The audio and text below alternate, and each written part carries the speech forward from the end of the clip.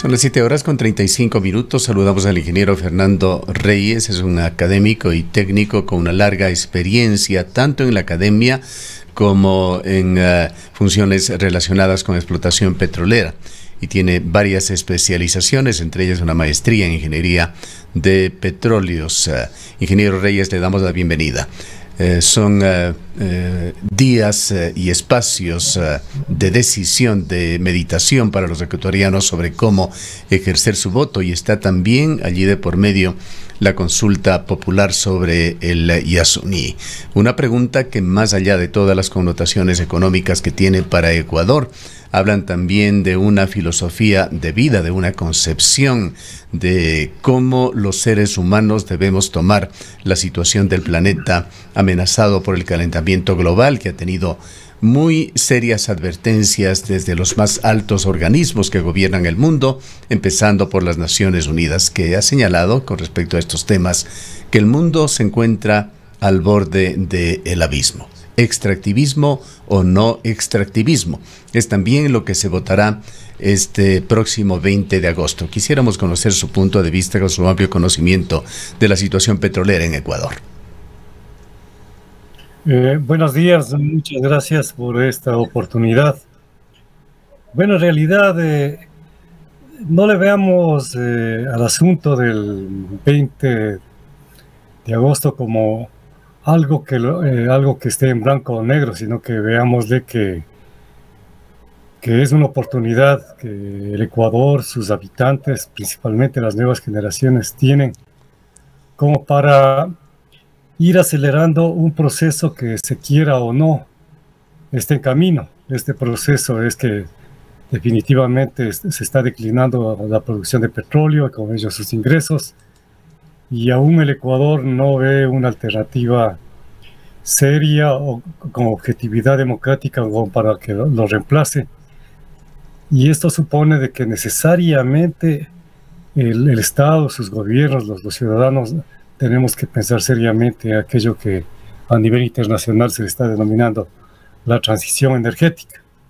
Dentro de eso, el asunto del ITT, un campo grande, lastimosamente en sus yacimientos se tiene un petróleo pesado de muy alta viscosidad, que implica de que las predicciones que se ha venido haciendo, qué sé yo, por más de 20 años de la producción de este petróleo pesado, no se vengan cumpliendo, y el principal motivo es porque se tiene la presencia de agua. El agua implica de que se mantenga presionado el yacimiento, y también el hecho de que esté a cerca de 2 kilómetros de profundidad, un poco menos, tal vez 1800 metros, supone también de que se tenga suficiente calor de terrestre como para que la viscosidad de este crudo se reduzca, y por acción del empuje de agua pueda llegar a los pozos que se vienen perforando y de ahí a superficie. Pero si nosotros comparamos de que la viscosidad del crudo pesado va entre 150 a 900, no pongo la unidad para no confundir a la ciudadanía, y la del agua es apenas 1, entonces estamos en una competencia en donde el agua le va ganando al petróleo pesado, y eso supone de que este momento, a pesar de que se vengan perforando nuevos pozos, la producción del ITT no se vea que crezca, que está creciendo como se esperaba debido a la perforación de esos pozos. ¿Se traduce lo que usted está diciendo, poniéndolo en otras palabras, en una extracción desde el punto de vista técnica, tecnológica, compleja, y desde el punto de vista económico, cara? Tiende a ser cara, de eso hablemos más luego, pero el asunto es de que este momento, de cada 100 barriles, solo 8 son petróleo y 92 son barriles de agua. En el caso del bloque 16 y bloque 67, que ahora está Petroecuador y que estuvo Repsol, ahí luego de 30 años se tiene que de cada 100 barriles solo 2 son petróleo, 98 de agua y más del 40% de los pozos. Aproximadamente en el ITT ya se han cerrado el 20% de los pozos en 6 años. Esto da una idea por llamarlo así, del poder que tiene el agua para irle dejando atrás al petróleo. Y esto supone de que los ingresos por la venta del petróleo del ITT tiendan a reducirse, tal como lo demuestra la información que Petroecuador entregó a la Corte Constitucional, en donde se ve una declinación de la producción desde este año hasta, creo que hasta el 2053, en donde se ve que no he visto yo antes alguna declinación de producción de petróleo a ese nivel. Ingeniero Reyes, podemos, sí. Muy buenos días, bienvenido, gracias por acompañarnos. Podemos decir entonces que todas las expectativas que se ha venido teniendo respecto del ITT no se han cumplido y no se van a cumplir. Perdón, por supuesto. Tal vez algo que podría ayudar a que la declinación no sea tan abrupta es lo que le denominamos control de agua. Es algo que yo normalmente estoy enseñando cuando dicto clases de ingeniería de yacimientos, pero teóricamente se comporta de que el agua se le puede, por ejemplo, tornarle más viscosa, o al petróleo pesado se le puede reducir la viscosidad, pero Petroecuador y el Ministerio de Energía y Minas no han hecho nada para ir al control del agua. Y los resultados son los que toda la ciudadanía conoce, y por lo tanto las expectativas productivas y económicas del ITT se van reduciendo. ¿Y qué es lo que podría ser? ¿Qué herramientas de ingeniería tecnológica se han desarrollado que Petroecuador no esté utilizando? Normalmente Petroecuador no utiliza lo que se denomina recuperación mejorada de petróleo, que implica extraer un poco más de ese petróleo que se va quedando abajo en los yacimientos. Cuando las reservas actuales estén cerca de culminar, de cada 100 barriles descubiertos apenas se habrá extraído 16. En el ITT va a ser peor. Posiblemente de cada 100 barriles descubiertos no extraigamos más allá de 10, 12 barriles, debido a la presencia del agua. Entonces al agua, como le decía, se le puede añadir biopolímeros, por ejemplo. ¿Qué le vamos a hacer con eso? De que el agua se vuelva más densa y aumente su viscosidad. Y entonces la competencia con el petróleo en los yacimientos para alcanzar los pozos va a tornarse ligeramente favorable al petróleo, con lo cual puede significar que se incremente la producción de petróleo y se reduzca la producción de agua, y eso va a ser mejor desde el punto de vista de la economía, porque obviamente va a tener más petróleo. Hasta ahora el costo de producción de un barril del ITT está en los $18 por barril, lo cual es razonable. Puede estarse incrementando este año porque se están perforando pozos horizontales que son mucho más caros, posiblemente estén por el orden de $6 millones. Entonces eso significa de que para que se tenga un buen saldo económico se requiere de un buen precio de venta.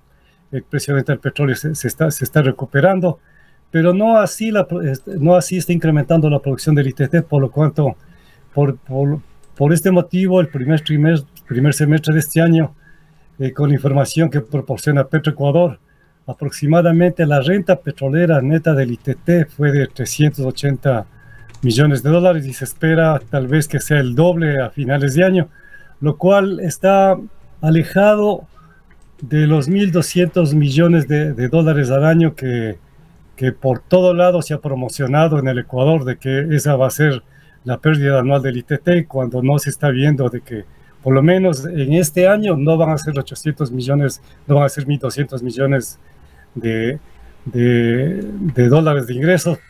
Y si es que no se incrementa la producción sostenidamente, como se prevé de que eso no ocurra, entonces cada vez los ingresos anuales serán menores a los 1.200 millones de dólares, tal como lo establece la predicción que hizo Petroecuador. Bien, usted viene de la Academia Ingeniero Reyes y estará familiarizado con este gráfico que rogamos que lo pongan en pantalla, muy utilizado cuando se estudia el agua en la academia.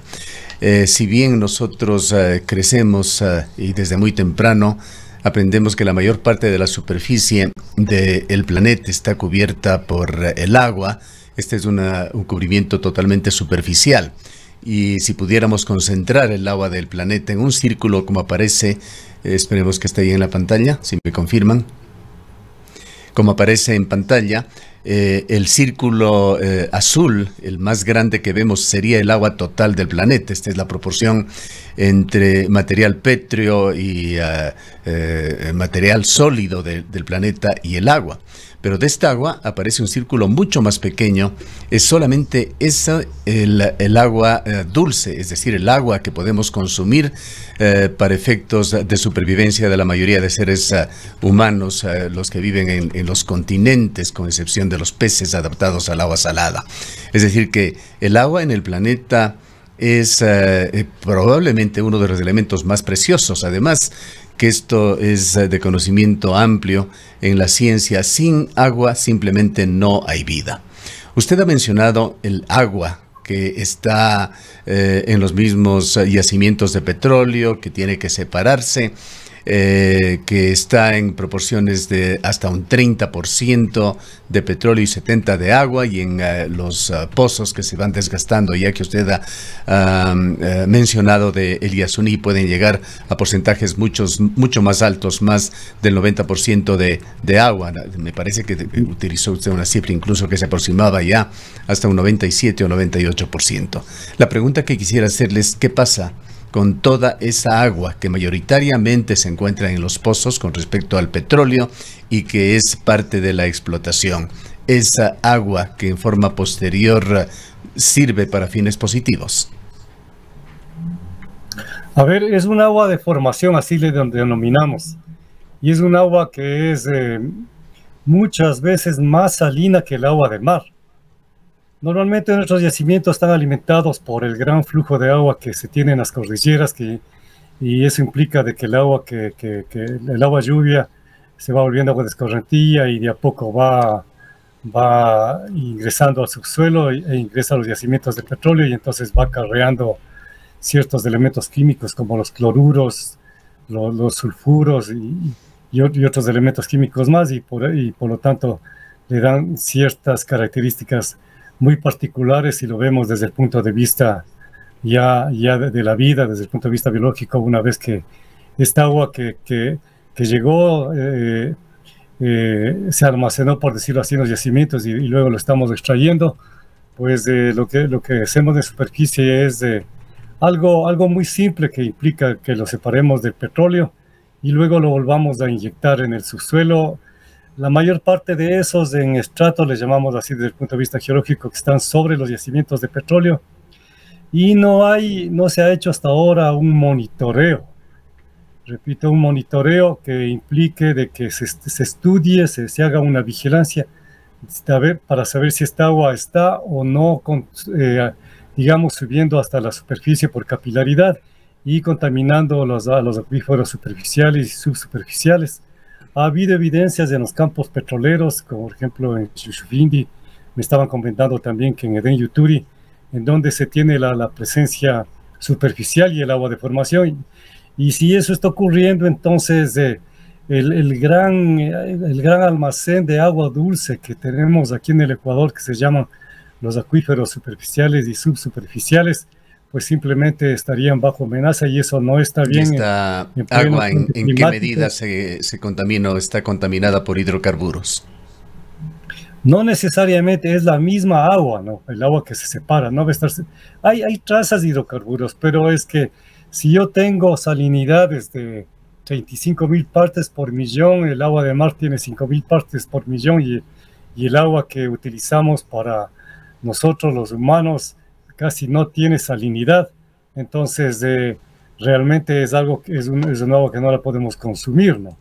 Por lo tanto, es necesario de que Petroecuador, las empresas de servicio y principalmente el gobierno que llegue, tome en cuenta ese asunto del agua, porque podemos estar contaminando nuestros acuíferos. No estoy diciendo que eso está ocurriendo, ha habido ciertas evidencias, pero no se ha hecho caso a lo que han dicho campesinos amazónicos respecto a que las fuentes de agua que ellos están tomando en algunos casos ya se han vuelto salinas. Ingeniero Reyes, en este mismo sentido sería importante que usted pueda comentarnos sobre los efectos de la extracción en una zona tan sensible y vulnerable como sería el ITT. Si bien los sectores ambientalistas, sobre todo, han hablado de una serie de derrames de petróleo, Petroecuador ha desmentido que haya derrames de petróleo. Sin embargo, siempre va a haber algún impacto de esta naturaleza. Frente a lo que se nos plantea como necesidades económicas fundamentalmente, ¿cuáles serían los impactos, como digo, en una zona de altísima diversidad de fauna, de flora y todo lo que el ITT en definitiva representa, estos impactos que tiene la extracción? A ver, hasta ahora la contaminación reportada ha ocurrido dentro de las plataformas de perforación y producción de petróleo, y ahí se tiene todo un sistema de drenaje que permite que esos pequeños derrames, porque realmente son así, se colecten en la plataforma misma y se haga la limpieza del caso. O sea, no necesariamente están saliendo el petróleo con el agua de correntía de las plataformas hacia el ambiente. Pero sí quiero cuestionar un poco el hecho de que se esté minimizando de que apenas son 80 hectáreas de 1 millón de hectáreas que tiene el Parque Nacional Yasuní. Exacto. Cuando los estudios de impacto ambiental que se vienen haciendo en Ecuador ya desde empezamos en la década de los 90, estamos ya 50 años estamos haciendo estudios de impacto ambiental, algunos muy repetitivos,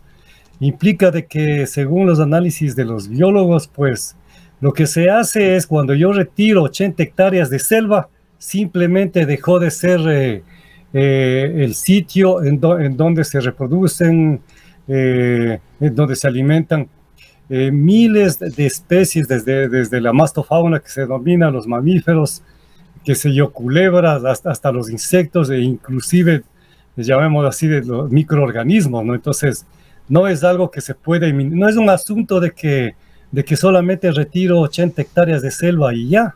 No es así, sino que todo lo que, por ejemplo, los mamíferos que estuvieron ahí o las aves que estuvieron ahí, principalmente cuando se inicia la construcción de carreteras, plataformas, lo que se van a otros sitios y presionan por alimento en otros sitios que ya están ocupados por otros mamíferos, otras aves, otros monos, etcétera, ¿no? Y es algo que debería darse lugar a que nuestros biólogos, que sí los tenemos aquí y con muy buen nivel de conocimiento, pues también sean entrevistados y ellos opinen para que se deje de minimizar este impacto, ¿no? No digo que es un impacto catastrófico, ¿no?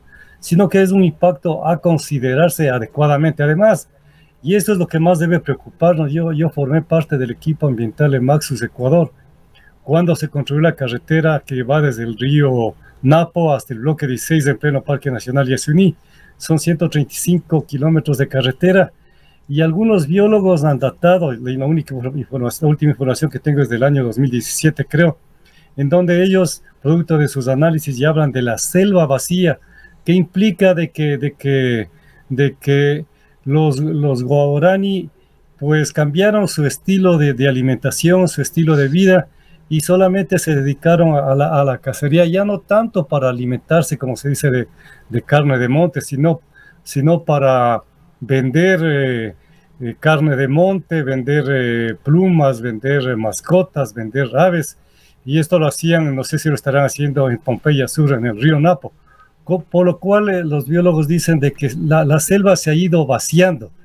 Esto quiere decir de que se había por metro cuadrado un número X de guantas, por ejemplo, ahora hay menos, se había sajinos, un número Y, ahora hay menos. Y basta, ingeniero Reyes, para abundar en lo que usted señala, y es una invitación que extendemos a todos los ecuatorianos a que conozcan la reserva del Napo, el Napo Wildlife Center, manejada por la comunidad quichua, y se percaten de la riqueza única, realmente única, que existe allí en la zona de el Yasuní, una pequeñísima reserva que se encuentra rodeada justamente de la explotación petrolera del Yasuní ITT. El tiempo lamentablemente no nos da para mucho más, pero quisiera también, aprovechando de su larga experiencia en el tema de petróleo, refrescar algo que sucedió en Ecuador. Y para esto me remito a documentos de la Cancillería del Estado ecuatoriano que habla sobre Chevron Texaco en la Amazonía, que fue calificado como un crimen ambiental que se cometió hace 30 años, cuyos efectos aún persisten en buena parte de la zona norte de la Amazonía ecuatoriana. La Cancillería señala que la empresa transnacional Texaco, comprada por Chevron en el 2001, operó en Ecuador entre 1964 y 1990, extrajo millones de barriles de petróleo sin utilizar métodos acordados en el contrato de explotación para la preservación de la naturaleza, a pesar de que los patentaba y utilizaba en los Estados Unidos, y ocasionó graves desastres ambientales, tan graves que han sido calificados como un ecocidio, no solamente por Ecuador, por organizaciones internacionales. En Ecuador, afirma la Cancillería ecuatoriana, Chevron Texaco produjo uno de los más graves crímenes ambientales de la historia. La transnacional petrolera es responsable del derrame de no menos de 15,8 mil millones de litros de residuos de petróleo y 28,5 millones de galones, esto es 108 millones de litros de petróleo bruto en la Amazonía. Más de 2 millones de hectáreas de la Amazonía ecuatoriana fueron afectadas a lo largo de casi 30 años. Esto no lo dicen activistas, no lo dicen los Unidos, lo dice la Cancillería ecuatoriana, dando una dimensión en un amplio artículo científico sobre el crimen, el ecocidio que se cometió allá en el oriente ecuatoriano. Y el extractivismo sigue. Se quejan ahora, y es parte de los argumentos que utilizan quienes dicen que se vote por el no, que habrá costos altos de reparación ambiental por el cierre de esos pozos por el orden de 400 millones de dólares que Ecuador no tiene al momento, pero cabe indicar que en algún momento esos pozos tienen que cerrarse. Cuando simplemente se agoten podría ser una alternativa, y la Constitución ecuatoriana obliga a las compañías que hayan explotado el petróleo a hacer estas reparaciones ambientales. Si no es ahora, será un poco más adelante.